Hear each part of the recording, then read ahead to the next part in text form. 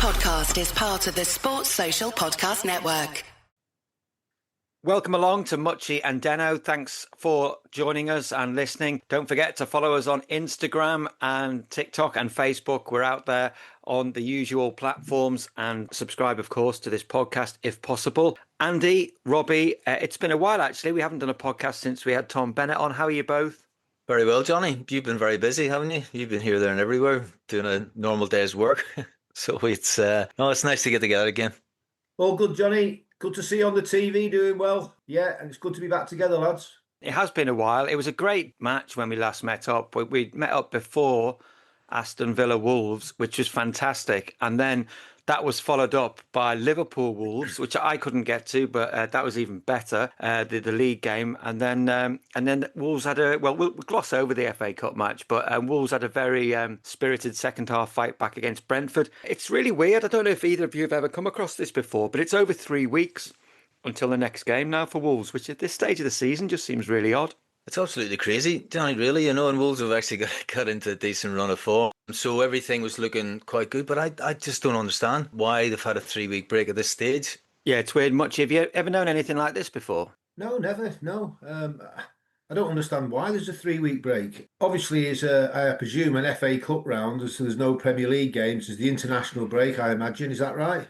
Yeah, what happened was the Arsenal match was brought forward, the Arsenal League game, because they're in the League Cup final. Then there's an international break, and then we're out the FA Cup, and there we have it. So it's it's sometime in the distant future. I want to say West Ham away is the next time Wolves are playing in the very distant future. But now it seems as good a time as ever, really, to assess the impact that Rob Edwards has made since he's come to the club. But he's been here a few months now, and during this period, I'm sure, along with his coaches, he'll be assessing what's worked and what hasn't worked at Wolves, and they'll be looking to the future. But what do you make of the job he's done so far? I think he's done a great job. I think whenever he came into the club, obviously the club was in turmoil, really, with results where they were in the league and weren't getting any sort of results at all with regards off the back of poor performances, really. And whenever he first came in, he had to sort out, who he wanted to keep at the club, who sees as the future of the club. He's still probably doing that. He got rid of a couple in January, which was always probably going to happen. But he just seems to have got them all playing together now. You know what I mean? You always need a unity in the side with regards to people pulling their weight for each other. And I think he's brought that to the club. You see the results that they've had. And even whenever they've gone 2-0 down a couple of times against Arsenal, who look as if they're going to win the league, and Brentford the other day as well, Johnny, it just shows to me that he's created a real good spirit amongst the lads. Off the back of that, he's getting good results. Still a lot more work to do with regards to where they're going to be next season. Obviously they're going to be in the Championship, really. Everybody gets excited a little bit whenever you win a couple of games and you think the miracle's on, but it's still really looking as if they're going to be in the Championship, and he's still really putting everything to get things ready for that for me. I have to agree with Robbie. He's done an absolutely unbelievable job for me. He's come in early November. The club was in disarray, as we all know, on the playing side anyway. He's come in and he's done an absolute marvellous job. He's got the team organised, he's got players playing, he's got the two footballers in midfield really, really playing great football now, Gomez and Andre. Mane's done superb, though, the other night. Probably his quietest game in the first half, and then again I thought Rob Edwards, when he took him off and brought Angel on, I thought he recognised that straight away, and I actually thought to myself, well, it might be time to take Mane off, because he looks like I think he's played about 13-14 games on the run, and it looks like it was one too many for him, as if he just needs to be taken out because he's a young lad and a rest. And he brought Angel on, and what a difference he made when he came on. He linked the team up well. But the attitude and the aggression of the players and the will to fight to try and get a result is the most important thing. And that tells us that he's playing for the manager, isn't he? Which is a great fillip for Rob, because I've gone on record at saying when he first came into the club, I thought he was crackers because the club were going down and he was doing well at Middlesbrough. But saying that, things change around quite quickly in football, don't they? And it looks like a very good decision now. And I am very positive for the future, which will be the Championship next season, unless there is a miracle. But I think it will be the Championship. What a goal by Armstrong as well the other night. That's a good goal for him to settle him down, really. He's got a track record in the Championship. So I look at all the players there and I think they're all fighting for him. There's a couple in midfield that might go because they have got a bit of talent. Other than that, I think it'll be the same squad and he'll add to it. The future's bright from then on, I think. Yeah, it's interesting that you think it'll be pretty much the same squad. I'm not so sure because he came out after that Brentford game, and for the first time ever, he sort of touched on the fact that he'd been asking players to sort of step up almost for a personal level. You can be playing for your futures here, whether or not that's at Wolves or not, which you very rarely hear a manager say. And I think he's probably realised that the best way to get a tune out of some of these players is tell them they're playing for their futures elsewhere. So although it probably seems inevitable that João Gomez and Andre leave, my fear would there would be quite a few others that will go. And I think it's possibly Rob Edwards' fear as well, because they can't savage the squad too much. But I think the indications are that there will be wholesale changes. Well, I think Rob Edwards is in control of a lot of that, Johnny, really, you know what I mean? I think obviously Krejci has come in, but he's only been there 6 months or whatever he's been there. There's quite a few of them have come in and only been there a short period of time. And for me, the club are in control of a lot of what happens, who comes in and who goes out. Yes, Gomez, for me, João Gomez looks as if he's going to be on the way, but they'll get a lot of money for him. They'll be able to build off the back of that. But when you mentioned about the manager challenging players, yes, that happens. Because on a personal note, you want to be playing well. If you do want to get a move, you do it for yourself as well, right? You do it for everybody else around you, but also you do it for yourself. On a personal note, if you want to get a move, then you have to be playing well. So a lot of that will be going on, Johnny. But for me, I don't think there's going to be 6, 7, 8 going out of the club. I just can't see that. I think if the club are serious about coming back next season, getting a bit of money in for the couple of players that will probably go, maybe 3 at the most.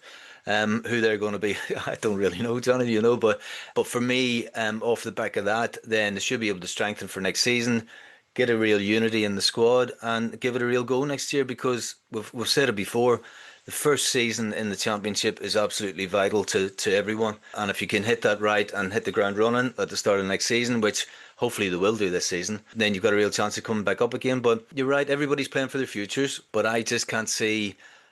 I wouldn't like to see, let's put it like that, too many people leaving. It's inevitable that some will, but hopefully not too many.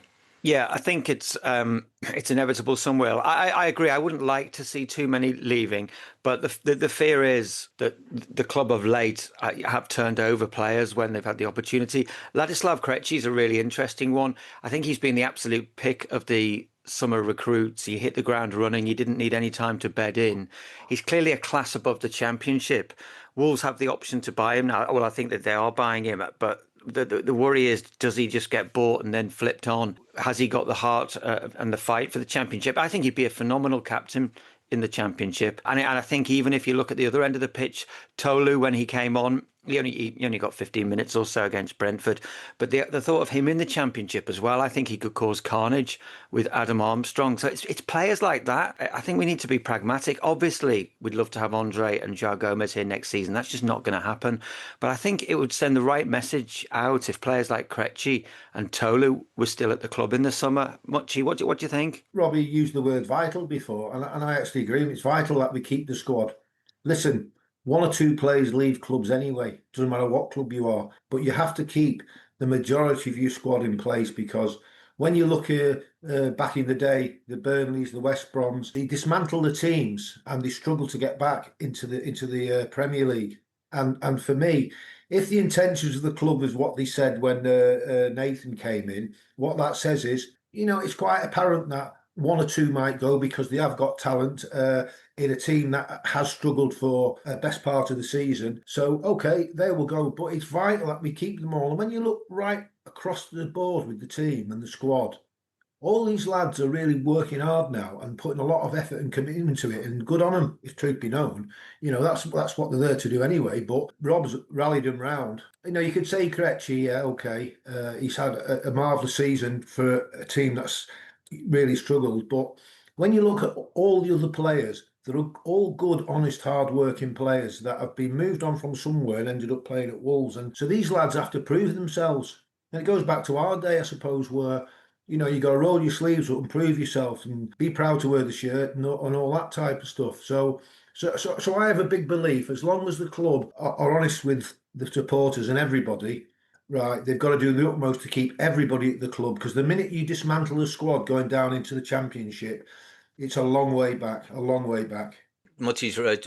He's touched on it there with regards to supporters. You've actually got the supporters back on side now, with performances and attitude. And Rob Edwards looks as if he's got things moving in the right direction. Now, you don't want to be going out in the summer and selling 5, 6, 7 players, because all of a sudden the fans will be going, "What's going on again?" Right, and all of a sudden there'll be a change of atmosphere. So you need to be fair to everyone. I think players as well. You need to be fair to them as well, but don't dismantle just for the sake of dismantling and bringing money in. Lose a few and strengthen as best you can, because you have to have a right go next season.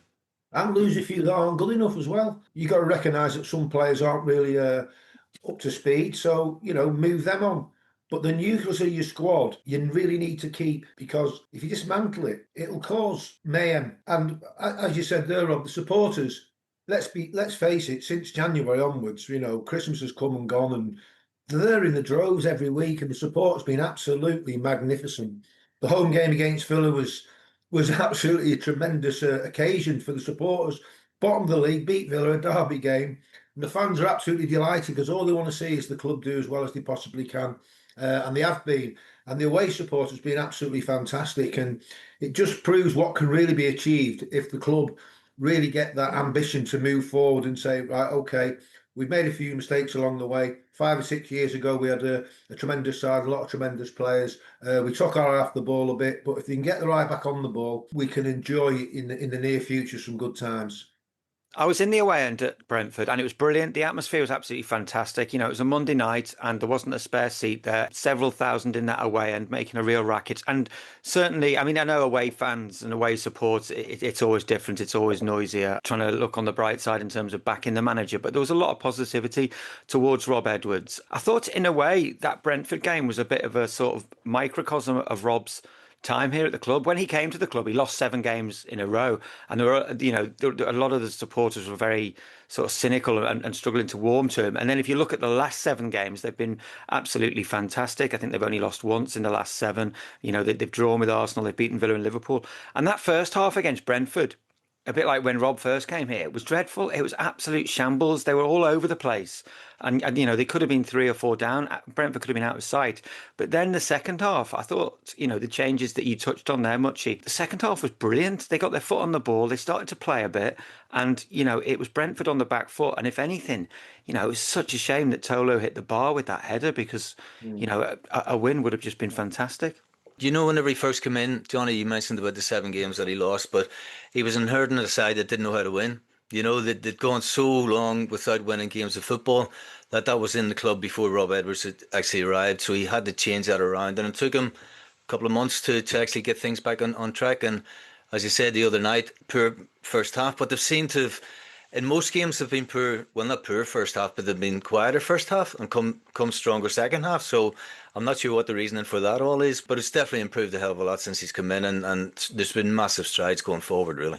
To see players like Angel Gomez come on and make an impact like he did in that second half does bode well for the future. Privately, Rob Edwards will be hoping that these performances that the club have been putting in lately will give him a bit more say over keeping as many players as possible, and maybe strengthening as well. Nathan Shee said the other day, when he was talking about the fact that there'll be significant reductions in season ticket prices, or hinting at that, he was talking about football coming first again, that the football has to come first, because as you said, Muchie, they took their eye off the ball, they got distracted, and they lost their way as a club. So if football is coming first, I think Nathan Shee has to be told. He won't know it because he has no experience whatsoever of football in this country, and football full stop, but he is prepared to listen.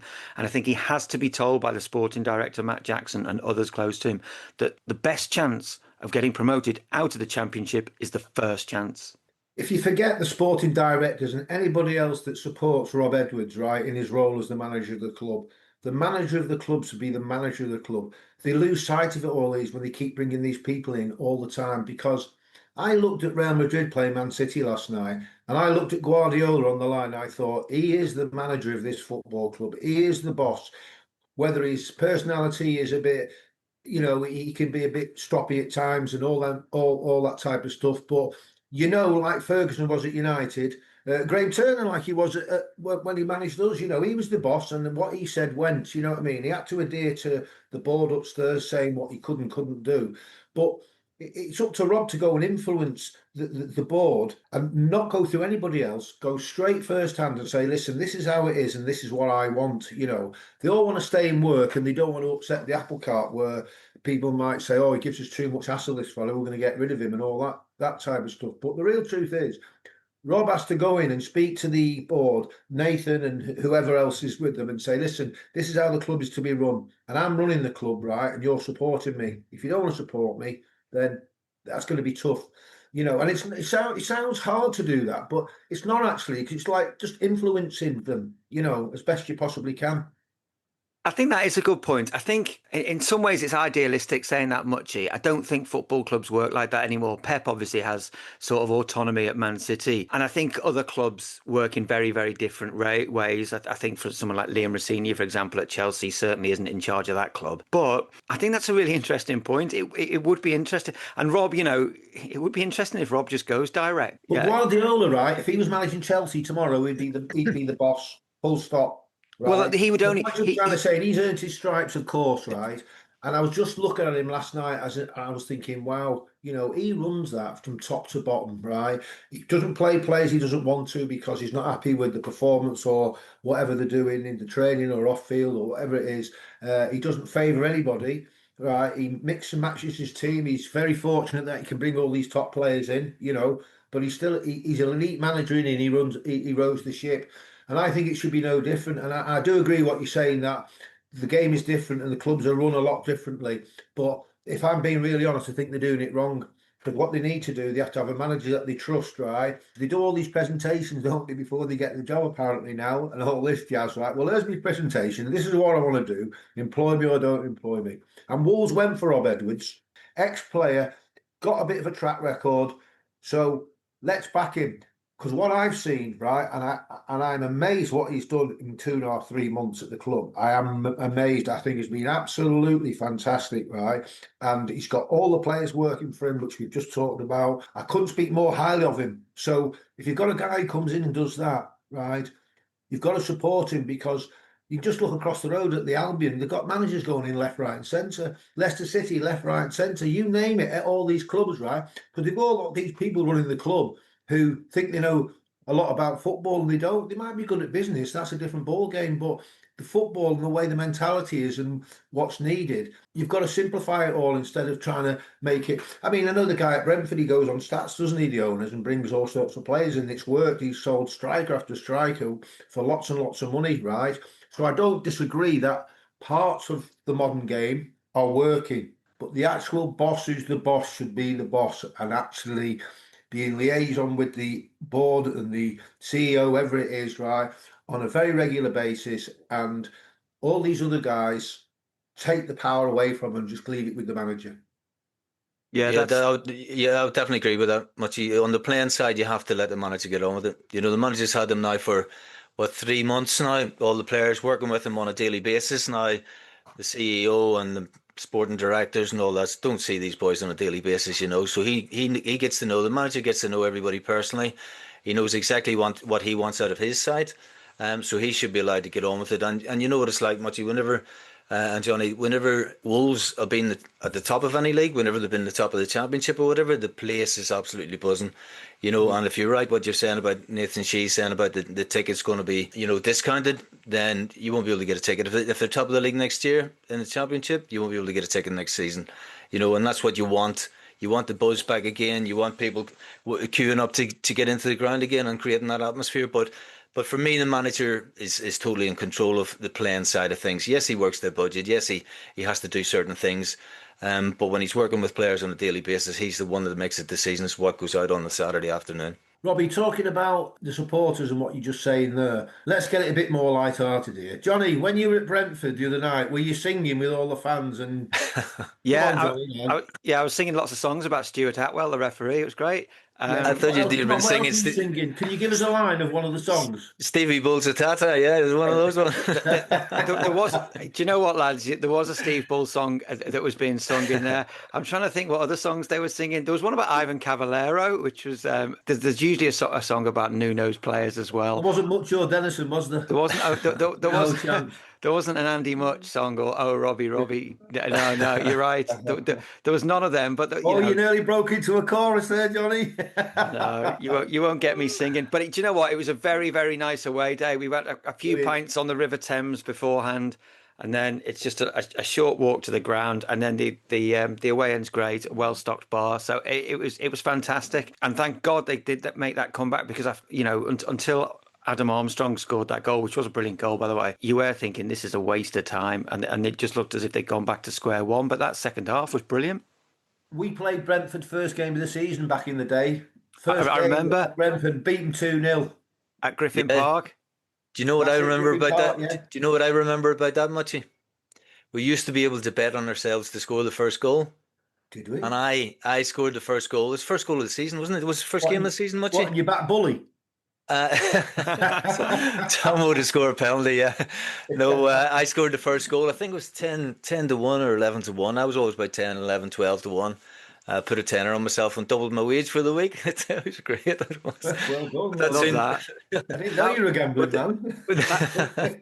That was another great away end, because it was a tiny, tiny little strip of terrace behind the goal. It was like a two-tier stand, I think, and we had that sort of that tiny terrace. The last time I went on that, I think, was when Paul Lambert's team came from behind and got a 2-1 win quite late on in the season before Nuno, which was helped keep us up. But I used to love that away end at Griffin Park as well. It was a proper old school ground. That if you sticking a tenner on you to score the first goal, Robbie, you must have been doing all right. Well, listen, I think it was the only time I ever won anything, Johnny, to be quite truthful. But as I say, you were allowed to do it then. Yeah. So I put a tenner on myself. Now you've just got now the players just have to go and ask their mate to do it for them instead. Well, do you think that happens, Johnny? Don't be like no.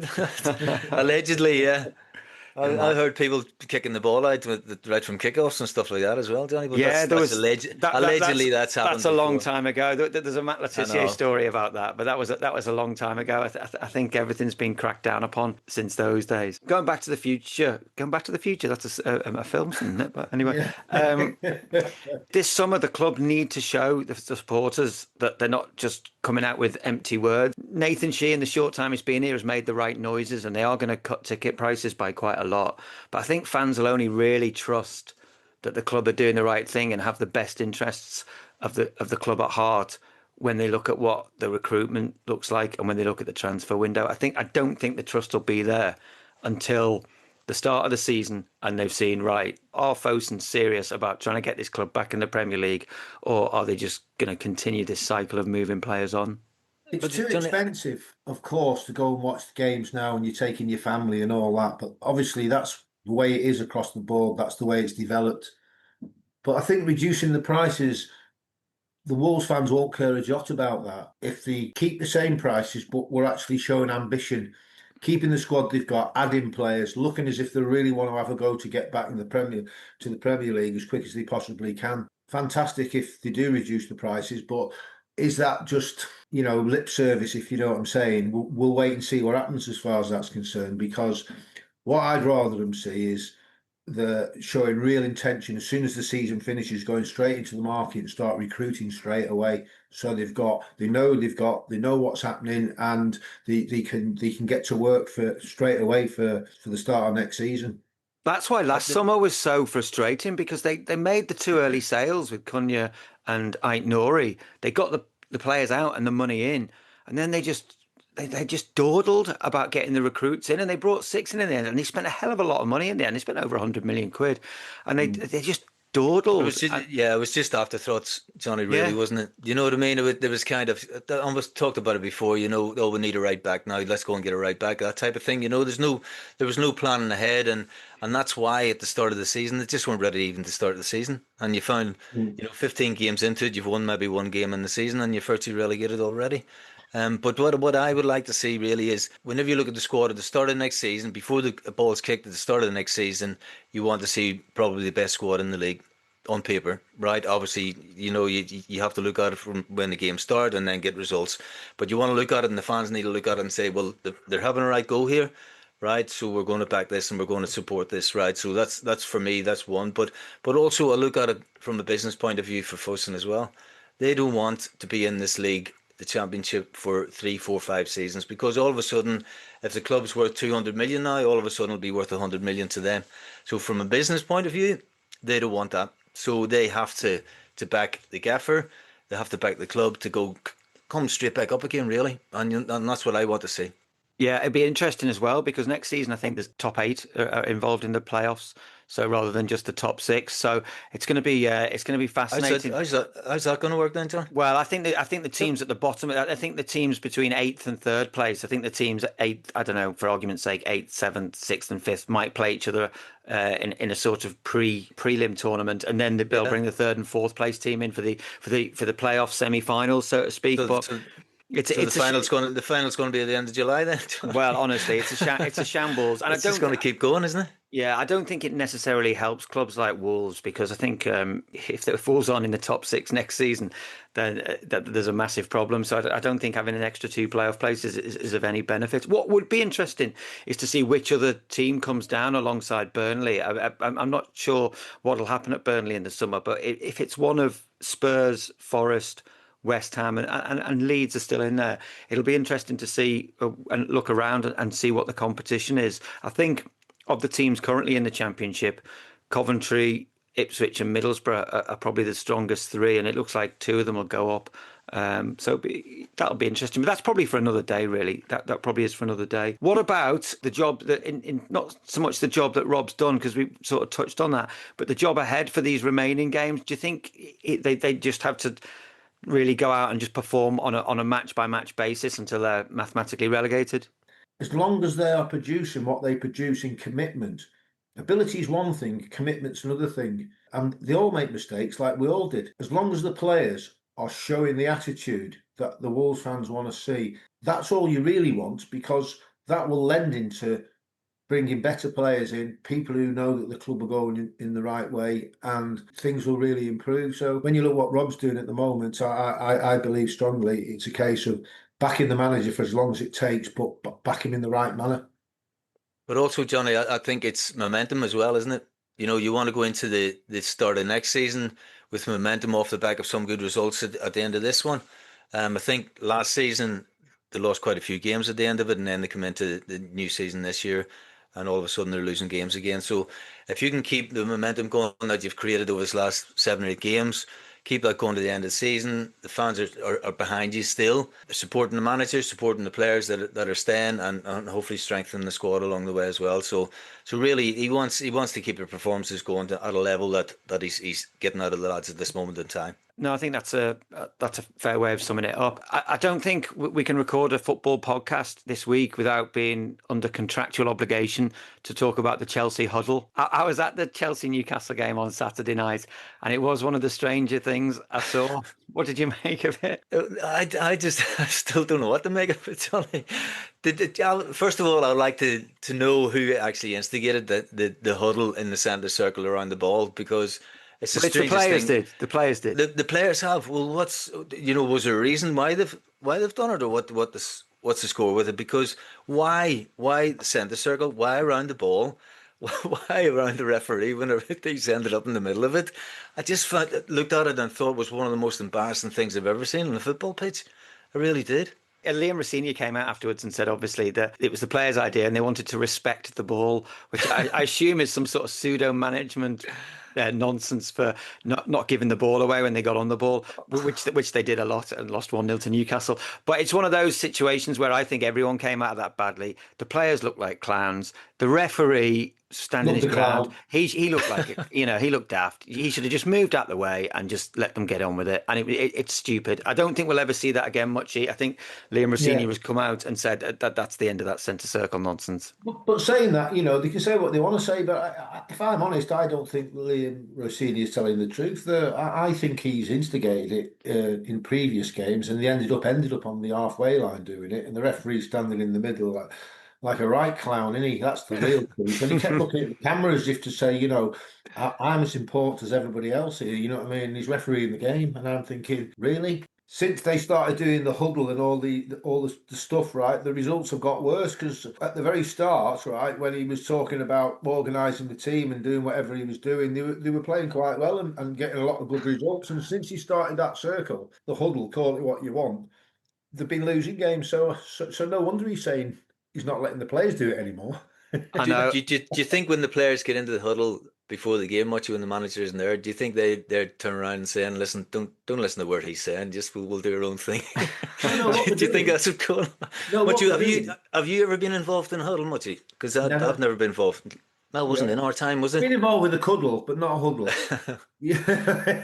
But the thing in our time, Muchy, that you said everything you needed to say before you went out on the pitch, and then just before kickoff, you'd have gone around everybody and shake hands, do whatever, and just wish everybody all the best, and that was it. You kicked into the game then, didn't you? That's it. It's like when the manager's writing all these notes down on the sideline. I always think, let's get the Purcell, the baked beans. It's a bit like a shopping list, isn't it? I'm thinking they must be doing the shopping list there, because what are they writing down? I just don't get it, me. Because I look at it and think, well, you watch the game, you know what your players are all about. You see mistakes they're making, or something that you'd like them to change, and you'll speak to them later. But it's all bravado for me. Yeah, I think there's a lot for show, Muchy. I think there's a lot for show. I think there's a lot for just for the fans, where we're all together here. Let's get in a huddle, lads. Show the fans we're all together. Blah blah blah. And then the managers, listen. Every manager's different, isn't it? Really? But you're right. Well, Cole Palmer didn't listen to a word that was being said, did he? Because Cole Palmer was in the huddle, or the whatever you call it. He was just looking at the referee all the time, as if to say, And I thought, I didn't even know what he was doing. I think he actually said to the ref, "If you got nothing to say," that's what he said to the ref. The ref said, "Keep it tight, lads." That would have been that would have been the best thing if the referee had chipped in and gave them a bit of a team talk, wouldn't it? If you're going to be in a huddle, at least contribute. Yeah, if there's any contact at all, just go down, lads. One of those. But no diving. It's as good a place as any to end that. So thanks very much. We'll get back. I think next week, the next podcast will probably have part 2 of Tom Bennett. He was a brilliant guest a couple of weeks ago, but we'll be back on these podcasts next time Wolves play, which seems like the distant future. But thanks very much for now, lads. Cheers, Johnny. Thanks for that, mate. Johnny. And don't forget to subscribe wherever you get your podcasts to Muchy and Deno.